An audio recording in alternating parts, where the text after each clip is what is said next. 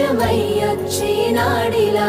ఎన్నేళ్ళ నిద్దురా తీరిందే నీ కల మంచి నీళ్ళిద్దురా ఎదురుండే నీ దొరా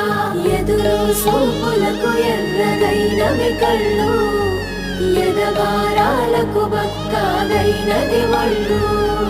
కడిగినవే కన్నీటితో తన పాదాలు చేతి కందియ పళ్ళు రాజును నేనుగానే కోటలు నాకు లేవే నాకున్నంతలో మారానోలే నిన్ను చూస్తనే